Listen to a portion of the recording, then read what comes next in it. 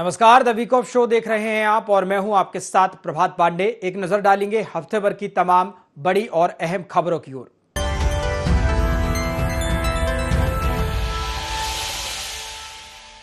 Bharatiya Janata party के राष्ट्रीय संगठन महामंत्री बीएल संतोष ने बीजेपी प्रदेश कार्यालय में पार्टी के वरिष्ठ नेताओं के साथ संगठनात्मक बैठकें की। इस बैठक में प्रदेश अध्यक्ष हेमंत खंडेलवाल, संगठन महामंत्री हितानंद शर्मा सहित पार्टी के कई प्रमुख नेता मौजूद रहे। बैठक के साथ साथ बीएल संतोष ने बीजेपी के वरिष्ठ नेताओं से व्यक्तिगत मुलाकातें भी की, जिसके चलते राजनीतिक गलियारों में चर्चाओं का दौर तेज हो गया। सूत्रों की माने तो यह बैठक प्रदेश के 46 निगम मंडलों और आयोगों में संभावित अध्यक्ष, उपाध्यक्ष और सदस्य पदों की नियुक्ति को लेकर हुई। सबसे अहम बात यह है कि ये नियुक्तियां 2028 के मिशन की तैयारी की रणनीति के तहत होंगी। इसके अलावा पार्टी के संगठनात्मक ढांचे को मजबूत करने के उद्देश्य से जिला कार्यकारिणियों को लेकर भी गंभीर मंथन किया गया। इस क्रम में पार्टी ने देवास, हरदा, सागर, ग्रामीण और मऊगंज जिलों के लिए नई जिला कार्यकारिणी की घोषणा कर दी है। माना जा रहा है कि जल्द ही अन्य जिलों में भी संगठनात्मक नियुक्तियों की सूची सामने आ सकती है। इसी पर देखिए ये रिपोर्ट। भारतीय जनता पार्टी के राष्ट्रीय संगठन महामंत्री बीएल संतोष ने बीजेपी प्रदेश कार्यालय में पार्टी के वरिष्ठ नेताओं के साथ संगठनात्मक बैठकें की।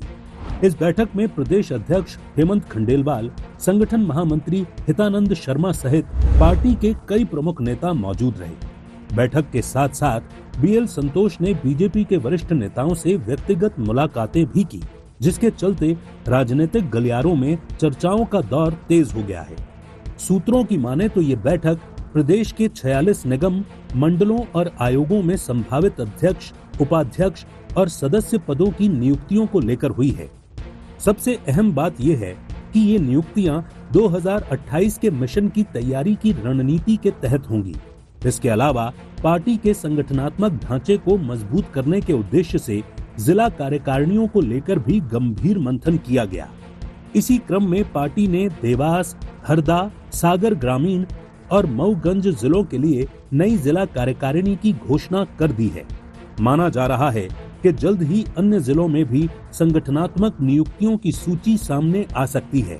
बीजेपी की ये कवायद आगामी चुनावी तैयारियों और संगठन को जमीनी स्तर पर सशक्त बनाने की दिशा में एक बड़ा कदम मानी जा रही है।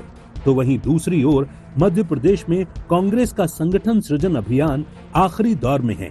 सभी जिला अध्यक्षों की घोषणा करने के बाद पीसीसी चीफ जीतू पटवारी ने भी 30 दिन में जिले की कार्यकारिणी घोषित करने की बात कही है।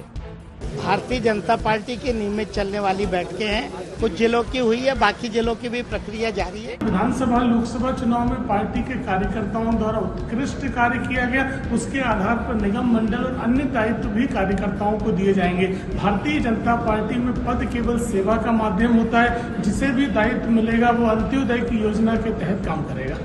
राजनीतिक नियुक्तियों को लेकर बीजेपी में लंबी लिस्ट। कांग्रेस से बीजेपी में आए नेताओं की लिस्ट लंबी। पूर्व केंद्रीय मंत्री सुरेश पचौरी समेत 6 पूर्व विधायक। विधानसभा चुनाव में बीजेपी ने 32 मौजूदा विधायकों के काटे थे टिकट कटने वालों को मौका मिलने की उम्मीद। सामाजिक समीकरणों की वजह से सीट छोड़ने वालों को आस। पन्ना के संजय नगाइच, जबलपुर के धीरज पटेरिया को मिल सकता है मौका। डॉक्टर हितेश वाजपेयी, नरेंद्र बिरथरे, गौरव रणदिवे, यशपाल सिंह सिसोदिया, विनोद गोटिया, लोकेंद्र पाराशर, इमरती देवी, आशीष अग्रवाल, मुन्नालाल गोयल की भी दावेदारी। लोकसभा की 29 सीटों में से 8 मौजूदा सांसदों के टिकट काटे गए। इनमें से कई लोगों को निगम मंडल में जगह मिलने की उम्मीद। तो वहीं विपक्ष नियुक्तियों को लेकर हो रही बैठकों पर सवाल उठा रहा है। कांग्रेस का कहना है कि 5 साल में कई बैठकें हो चुकी पर नियुक्तियां नहीं हुई। केवल 82 साल के रामकृष्ण कुसमारिया की नियुक्ति हुई है। इसके साथ ही कांग्रेस ने बीजेपी पर भ्रम फैलाने का आरोप लगाते हुए कहा कि ये सब बैठकें केवल कार्यकर्ताओं को दिखाने के लिए हो रही हैं। जब नियुक्तियां हो जाएं, तब हम मानेंगे कि नियुक्तियां हो गई हैं। 5-6 साल में जो नियुक्तियां नहीं हुई, 25 बैठकें हो गई। अकेली एक नियुक्ति हुई है 82 साल के कुसमरिया जी की। इतना बड़ा जो है ओबीसी का मामला है, उसकी नियुक्ति तो इनने अभी करी। तो ये तो कहना चाहिए भ्रम है। जब नियुक्तियां हो जाएंगी तब अपन मानेंगे कि नियुक्तियां हो गई। भारतीय जनता पार्टी में निगम मंडलों और आयोगों में नियुक्तियों को लेकर मंथन तेज हो गया है। संगठनात्मक बैठकों का यह सिलसिला सिर्फ पदों की भरपाई नहीं, बल्कि 2028 के मिशन को सशक्त रणनीति के साथ आगे बढ़ाने की तैयारी के तौर पर देखा जा रहा है। जिला कार्यकारिणी की घोषणा और संभावित नामों की चर्चाएं इस ओर संकेत कर रही हैं कि पार्टी जल्द ही संगठन के हर स्तर पर नई ऊर्जा के साथ उतरने वाली है। हालांकि दूसरी ओर कांग्रेस इन बैठकों को केवल राजनीतिक दिखावा बता रही है और नियुक्तियों को लेकर सवाल उठा रही है। लेकिन सियासत के शतरंज में कौन मोहरा कब चलेगा, यह आने वाला वक्त ही बताएगा। Bureau report, IND 24। आगे बढ़ेंगे। स्वदेशी यानी अपनी धरती पर बना सामान, अपनी मेहनत से तैयार उत्पाद और अपनी संस्कृति की खुशबू लिए हस्तशिल्प, यही स्वदेशी अब मध्य प्रदेश सरकार की प्राथमिकता में है। डॉक्टर मोहन सरकार का कहना है कि प्रदेश में बनने वाली जरूरत की हर वस्तु अब न सिर्फ घर घर पहुंचेगी, बल्कि 7 समुंदर पार बसे भारतीयों और अन्य देशों तक भी जाएगी। इसके लिए ई-कॉमर्स प्लेटफॉर्म और कॉमन फैसिलिटी क्लस्टर तैयार किए जाएंगे। सरकार का मानना है कि स्वदेशी उत्पादों की वैश्विक पहचान बने और स्थानीय कारीगरों की आय बढ़े। बीजेपी इसे आत्मनिर्भर भारत की जड़ मजबूत करने वाली पहल बता रही है। वहीं कांग्रेस सवाल उठा रही है कि क्या केवल डिजिटल प्लेटफॉर्म से छोटे उद्योगों की जमीनी चुनौतियां दूर हो पाएंगी। उधर बीजेपी स्वदेशीकरण को बढ़ावा देने के लिए आत्मनिर्भर भारत संकल्प अभियान चलाने जा रही है। देखिए इसी पर यह रिपोर्ट। स्वदेशी यानी अपनी धरती पर बना सामान, अपनी मेहनत से तैयार उत्पाद और अपनी संस्कृति की खुशबू लिए हस्तशिल्प, यही स्वदेशी अब मध्य प्रदेश सरकार की प्राथमिकता में है। डॉक्टर मोहन सरकार का कहना है कि प्रदेश में बनने वाली जरूरत की हर वस्तु अब न सिर्फ घर घर पहुंचेगी, बल्कि 7 समुंदर पार बसे भारतीयों और अन्य देशों तक भी जाएगी। इसके लिए ई-कॉमर्स प्लेटफॉर्म और कॉमन फैसिलिटी क्लस्टर तैयार किए जाएंगे। सरकार का मानना है कि स्वदेशी उत्पादों की वैश्विक पहचान बने और स्थानीय कारीगरों की आय बढ़े। बीजेपी इसे आत्मनिर्भर भारत की जड़ मजबूत करने वाली पहल बता रही है। वहीं कांग्रेस सवाल उठा रही है कि क्या केवल डिजिटल प्लेटफॉर्म से छोटे उद्योगों की जमीनी चुनौतियां दूर हो पाएंगी। उधर बीजेपी स्वदेशीकरण को बढ़ावा देने के लिए आत्मनिर्भर भारत संकल्प अभियान चलाने जा रही है। बीजेपी का आत्मनिर्भर भारत संकल्प अभियान 25 सितंबर से 25 दिसंबर तक चलेगा। अभियान सभी जिलों और मंडलों में आत्मनिर्भर भारत सम्मेलन, मशाल यात्रा, नुक्कड़ नाटक और किसान मार्च, व्यापारी सम्मेलन और उद्योग सम्मेलन, संत सम्मेलन और महिला सूक्ष्म उद्यमी सम्मेलन, MSME उद्योगपति व कॉलेज आउटरीच प्रोग्राम, 15 से 20 दिनों की आत्मनिर्भर भारत संकल्प रथ यात्रा, पूजा पंडालों में आत्मनिर्भरता थीम और स्वदेशी स्टॉल, दिवाली पर स्वदेशी उत्पाद खरीदने बेचने का संदेश, डॉक्टर मोहन सरकार का भी स्वदेशी रोड मैप, ई-कॉमर्स प्लेटफॉर्म से खरीदी बिक्री की सुविधा, कॉमन फैसिलिटी क्लस्टर से उत्पादन को बढ़ावा, घरेलू फूड इंडस्ट्री की स्थापना को बढ़ावा, चंदेरी महेश्वरी साड़ियों और हैंडलूम सेक्टर को मजबूती, रेशम धागा व ककून उत्पादन को प्रोत्साहन। हमारी अपनी प्रतिभा के बलबूते पर इस देश ने अपनी जो भी एक पहचान बनाई और खास करके कृषि क्षेत्र में हमारे सभी प्रकार के लघु उद्यमियों को बचाने के लिए जिस ढंग की लड़ाई अभी देश लड़ रहा है, वाकई ये स्वदेशी से ओतप्रोत माननीय प्रधानमंत्री जी का अभिनंदन करें, नरेंद्र मोदी जी का। वहीं कांग्रेस का कहना है कि सरकार सिर्फ घोषणाएं कर रही है, जमीनी तैयारी नहीं है। स्वदेशी की शुरुआत बीजेपी नेताओं को अपने घर से करनी चाहिए और बच्चों की विदेशी पढ़ाई और सामान खरीदने से बचना चाहिए। भारतीय जनता पार्टी की सरकारी करनी का इतनी बड़ा अंतर होता है। आज वो कहते हैं स्वदेशी की बात करते हैं, उनके सारे बच्चे देखिए कि विदेशों में पढ़ रहे हैं, अंग्रेजी स्कूलों में पढ़ रहे हैं, उनके बस देखिए इंपोर्टेड कपड़े पहनते हैं, घड़ी जूते सारे सामान देखिए, ये सब दिखाने के लिए होते हैं, लोगों को गुमराह करने के लिए। कहते बाय बाय लूटे, भारतीयता का नारा लगाने वाले फिर भारतीयता को अपनाएं और लोगों को इस तरह की राहत दें कि लोग यहाँ पे रोजगार बढ़ा सके। लोग आज सस्ती चीजों के चक्कर में विदेशी वस्तुएं खरीदते हैं, यहाँ पे टैक्स ड्यूटी ज्यादा लगा दी होती है कि महंगा हो जाता है सामान, उसको राहत दें, उनका उत्पादन बढ़ाने की प्रयास करें। बहरहाल बीजेपी स्वदेशी को लेकर सियासत और संकल्प दोनों साथ साथ चल रहे हैं। सरकार ई-कॉमर्स प्लेटफॉर्म और कॉमन फैसिलिटी क्लस्टर के जरिए इसे नई उड़ान देने की बात कर रही है। तो बीजेपी आत्मनिर्भर भारत अभियान के सहारे इसे जन जन तक ले जाने की तैयारी में है। उधर कांग्रेस का कहना है कि असली मजबूती तभी मिलेगी जब छोटे उद्योगों को सस्ती बिजली, सुलभ कर्ज और स्थायी बाजार का भरोसा मिलेगा। ऐसे में देखने वाली बात ये होगी कि स्वदेशी का ये एजेंडा प्रदेश में नई आर्थिक क्रांति लाने में कितना सफल हो पाता है। Bureau report, IND 24। आगे बढ़ेंगे। भारत की संस्कृति में आदिवासी समाज की अलग पहचान रही है। आदिवासी समाज प्रकृति पूजक माना जाता है। पेड़ पौधे, नदियां, पहाड़ और जंगल इनके जीवन और विश्वास से गहराई से जुड़े हैं। मध्य प्रदेश देश का वो राज्य है जहां सबसे ज्यादा आदिवासी समाज के लोग रहते हैं। यहाँ की राजनीति में भी आदिवासी समाज की भूमिका बेहद अहम मानी जाती है। यही वजह है कि इस समाज को लेकर अक्सर राजनीतिक दल अपने अपने तर्क और दृष्टिकोण रखते हैं। बीजेपी आदिवासियों को हिंदू समाज का अभिन्न अंग बताती है, तो वहीं कांग्रेस उन्हें अलग पहचान वाला समाज मानकर उनका प्रतिनिधित्व करने की बात करती रही है। मध्य प्रदेश विधानसभा में नेता प्रतिपक्ष उमंग सिंघार इसी समाज से आते हैं और उनके छिंदवाड़ा में दिए बयान ने सियासी बवाल मचाया।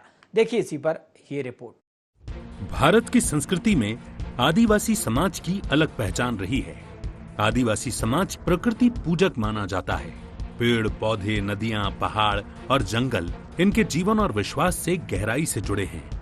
मध्य प्रदेश देश का वो राज्य है जहां सबसे ज्यादा आदिवासी समाज के लोग रहते हैं। यहाँ की राजनीति में भी आदिवासी समाज की भूमिका बेहद अहम मानी जाती है। यही वजह है कि इस समाज को लेकर अक्सर राजनीतिक दल अपने अपने तर्क और दृष्टिकोण रखते हैं। बीजेपी आदिवासियों को हिंदू समाज का अभिन्न अंग बताती है, तो वहीं कांग्रेस उन्हें अलग पहचान वाला समाज मानकर उनका प्रतिनिधित्व करने की बात करती रही है। मध्य प्रदेश विधानसभा में नेता प्रतिपक्ष उमंग सिंघार इसी समाज से आते हैं और उनके छिंदवाड़ा में दिए बयान ने सियासी बवाल मचा दिया है। आदिवासी समाज को लेकर गरमाई MP की सियासत।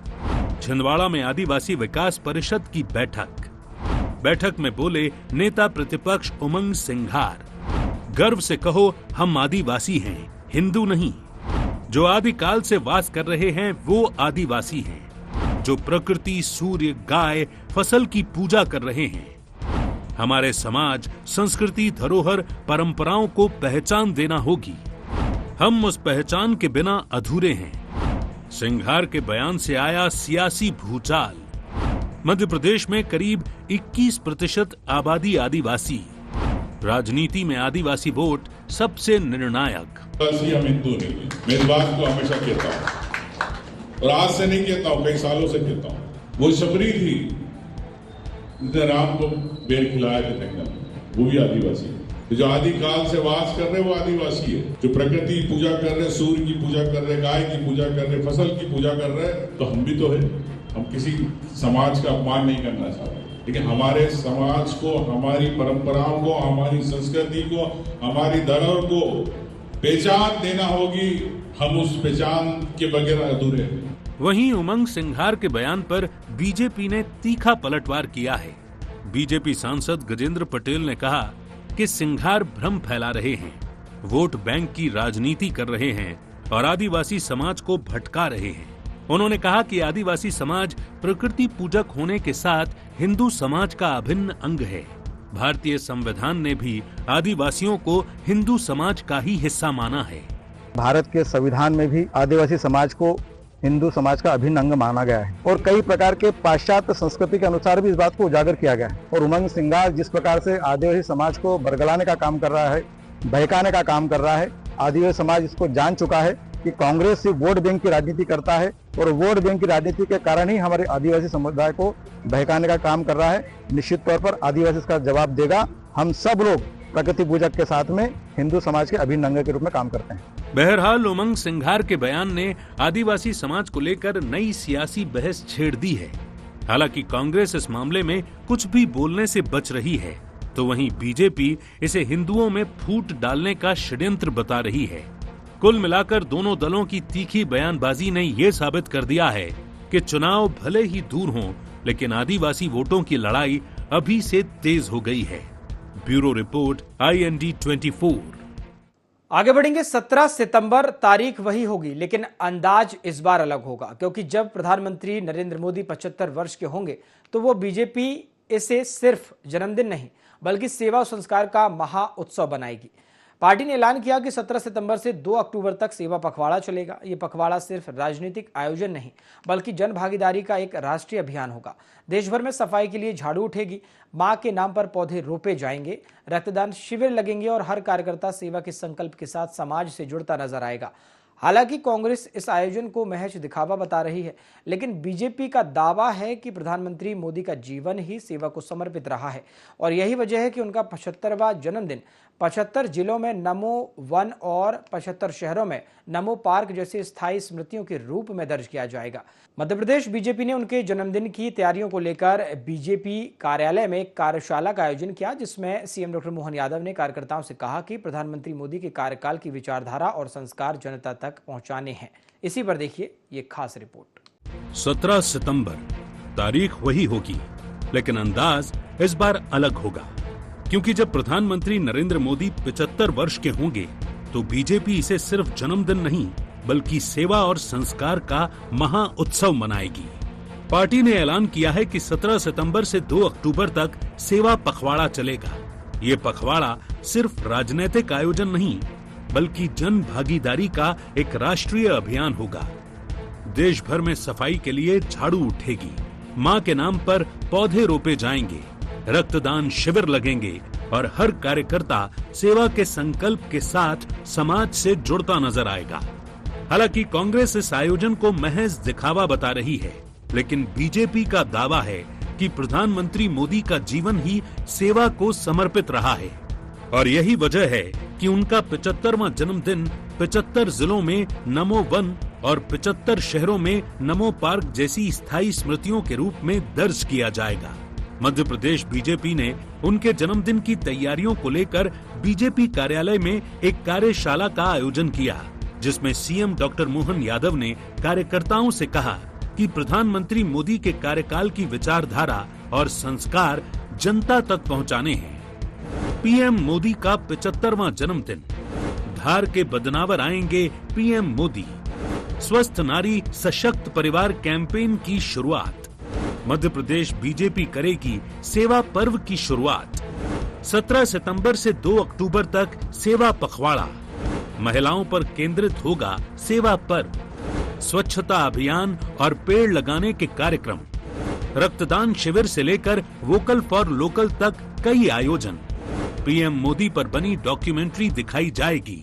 सेवा पखवाड़े के माध्यम से हम अपनी जड़ें नीचे तक और कैसे बनाते जाएं, कैसे ताकत के साथ हमारे विषय रखें, एक तरह से हमारी पूरी व्यवस्थाओं का नीचे का विश्वास बनाने के लिए पूरी दुनिया के सामने हमारी अपनी पार्टी की विचारधारा को हम नीचे ले जाकर के सफलता के साथ जनता के बीच रूबरू हो रहे हैं। वहीं कांग्रेस प्रधानमंत्री के जन्मदिन मनाने को बीजेपी का निजी मामला बता रही है, लेकिन वो बीजेपी पर तंज भी कस रही है।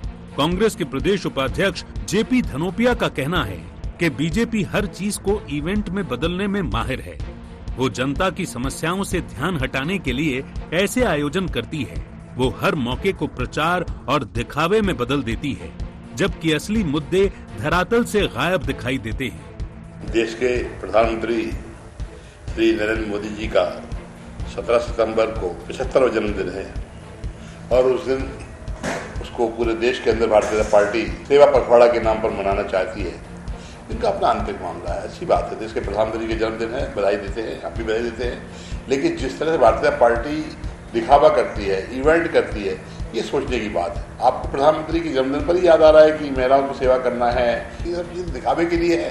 पखवाड़ा मनाइए, लेकिन पखवाड़े के पहले भी महिलाओं के सुधार की और उनके उत्थान के लिए बात करिए, सब शायद अच्छा होगा। बहरहाल सेवा पर्व को लेकर बीजेपी का दावा है कि ये सिर्फ उत्सव नहीं बल्कि सेवा और समाज सेवा का संकल्प है, जो कार्यकर्ताओं को जनता से जोड़ेगा। हालांकि कांग्रेस इसे सिर्फ इवेंट मैनेजमेंट करार दे रही है। कुल मिलाकर कहा जाए तो ये सेवा पखवाड़ा बीजेपी के लिए अपनी विचारधारा और छवि को और मजबूत करने का ये एक मौका है, लेकिन इसका वास्तविक असर जनता के बीच कितना दिखाई देगा, ये तो आने वाला समय ही बताएगा। Bureau report, IND 24। आगे बढ़ेंगे। मध्य प्रदेश की राजनीति में ओबीसी वर्ग की भूमिका बेहद अहम मानी जाती है। राज्य की आबादी का बड़ा हिस्सा अन्य पिछड़ा वर्ग से जुड़ा है। यही वजह है कि सत्ता की हर जंग में ओबीसी का मुद्दा निर्णायक साबित होता है। ऐसे में ओबीसी आरक्षण को लेकर सियासी दलों में श्रेय लेने की होड़ मची हुई है।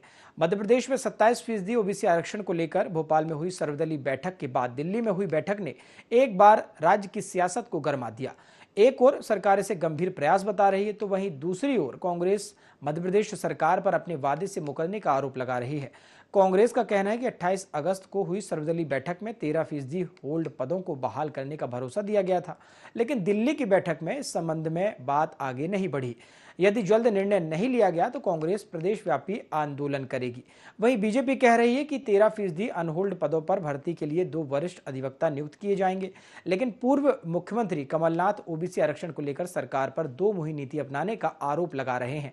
इसी पर देखिए ये खास रिपोर्ट। मध्य प्रदेश की राजनीति में ओबीसी वर्ग की भूमिका बेहद अहम मानी जाती है। राज्य की आबादी का बड़ा हिस्सा अन्य पिछड़ा वर्ग से जुड़ा हुआ है।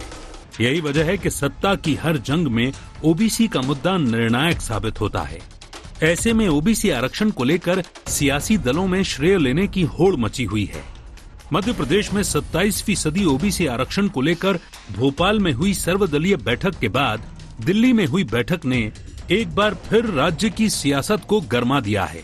एक ओर सरकार इसे गंभीर प्रयास बता रही है, तो वहीं दूसरी ओर कांग्रेस मध्य प्रदेश सरकार पर अपने वादे से मुकरने का आरोप लगा रही है। कांग्रेस का कहना है कि 28 अगस्त को हुई सर्वदलीय बैठक में 13% होल्ड पदों को बहाल करने का भरोसा दिया गया था, लेकिन दिल्ली की बैठक में इस संबंध में बात आगे नहीं बढ़ी। यदि जल्द निर्णय नहीं लिया गया तो कांग्रेस प्रदेशव्यापी आंदोलन करेगी। वहीं बीजेपी कह रही है कि 13% अनहोल्ड पदों पर भर्ती के लिए 2 वरिष्ठ अधिवक्ता नियुक्त किए जाएंगे, लेकिन पूर्व मुख्यमंत्री कमलनाथ ओबीसी आरक्षण को लेकर सरकार पर 2 मुही नीति अपनाने का आरोप लगा रहे हैं। ओबीसी को 27% आरक्षण पर सरकार गंभीर। ओबीसी आरक्षण को लेकर दिल्ली में हुई बैठक। सीएम डॉक्टर मोहन यादव का बयान, जल्द दिखेंगे ठोस नतीजे। जीतू पटवारी ने लिखा सीएम को पत्र, होल्ड पदों पर जल्द भर्ती की मांग। सर्वदलीय बैठक में बनी सहमति पर आगे बढ़ रही सरकार। मैंने एक पत्र लिखा मुख्यमंत्री जी को। होल्ड पद है 13% के बाद 27% के, 14 से 27 तक के 13% होल्ड पदों को सबसे पहले नौकरियां दी जाए, और इसके लिए सरकार ने कहा था हम कोर्ट में एफिडेविट देके अपना काम करेंगे। परसों के दिन एडवोकेट जनरल को ये जिम्मेदारी दी थी। उन्होंने हमारे वकीलों को बुलाया और आपस में बात की और ये कहा कि बताओ क्या करें। तो स्वाभाविक है कि तय तो ये हुआ कि होल्ड पदों को आप जितनी जल्दी हो भरने की कोशिश चालू करो। वहीं बीजेपी ओबीसी की भावनाओं से खेलने का कांग्रेस पर आरोप लगा रही है। मंत्री कृष्णा गौर का कहना है कि भाजपा सरकार पिछड़े वर्गों के उत्थान के लिए संकल्पित है और कांग्रेस केवल भ्रम फैला रही है। हम 27% ओबीसी आरक्षण लागू करेंगे। सर्वदलीय बैठक में पारित संकल्प की मर्यादा का पालन करना सभी राजनीतिक दलों का धर्म है। हाल ही में दिल्ली में हुई बैठक में इस विषय पर गहन विचार किया गया। कांग्रेस को कम से कम भ्रम और छलावे की राजनीति से दूरी बना लेनी चाहिए। बीजेपी का ये भी कहना है कि कांग्रेस नहीं चाहती है कि पिछड़ा वर्ग को आरक्षण मिले, इसीलिए सियासत कर रही है। कांग्रेस पार्टी जो मूल रूप से पिछड़ा वर्ग विरोधी है, अब जब सरकार लगातार पहल कर रही है, सुप्रीम कोर्ट में नियमित सुनवाई होने वाली है, पिछड़े वर्ग को उनका अधिकार मिलने वाला है। ऐसे में कांग्रेस के नेता राजनीति कर रहे हैं और सर्वदलीय बैठक में जिस तरह से सभी ने सहमति दिखाई थी सरकार के साथ चलेंगे, उसके बाद झूठ बोलना, फरेब करना और राजनीति करना, ये कांग्रेस का दोहरा चरित्र है। ये जीतू पटवारी का मूल रूप से पिछड़ा वर्ग विरोधी चेहरा है जो इस मामले पे राजनीति कर रहे हैं। असल में कांग्रेस पार्टी नहीं चाहती कि पिछड़ा वर्ग को उसका अधिकार मिले। बहरहाल ओबीसी आरक्षण केवल प्रशासनिक मामला नहीं, बल्कि सामाजिक न्याय और राजनीतिक संतुलन का भी मुद्दा है और आने वाले दिनों में इस पर उठने वाले कदम न केवल युवाओं के भविष्य को भी नई दिशा देंगे, बल्कि राज्य की सियासत में भी अहम भूमिका निभाएंगे। ऐसे में अब देखने वाली बात ये होगी कि सरकार और विपक्ष इस मुद्दे को कैसे आगे बढ़ाते हैं और जमीन पर इसका क्या असर दिखाई देता है। Bureau report IND24। The week of show में फिलहाल इतना ही। देखते रहिए IND24। नमस्कार।